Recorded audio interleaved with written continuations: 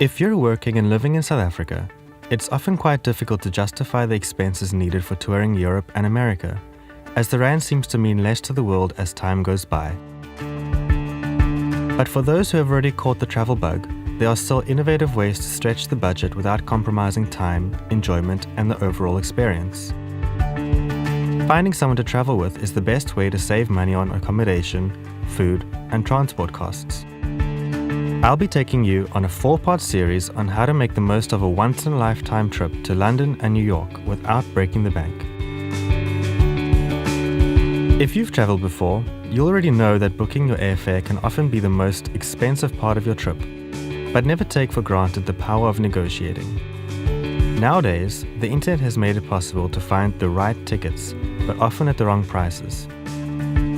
Printing out quotes from these sites can end up saving you quite a few bucks, as companies such as Flight Centre, which can be found in almost all major malls in South Africa, promise to beat any valid quote. Just be sure to take into account the unavoidable costs of UK and US visas, both of which are required for anyone holding a South African passport. Here you can save money too, by finding your way around the visa applications without agents' help. You'll have to be somewhat tech-savvy though, as the UK and US governments tend to make this process unnecessarily complicated. Now that the backbone of your trip has been set up, it's time to plan accommodation while you're away. The internet seems to save the day once again, as websites such as Airbnb have revolutionized the hospitality industry in the past few years.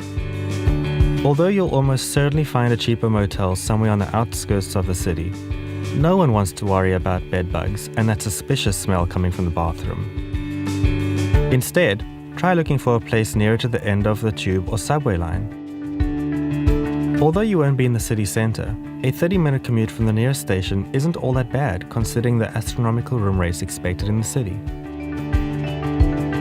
So, your airfare is sorted, accommodation booked.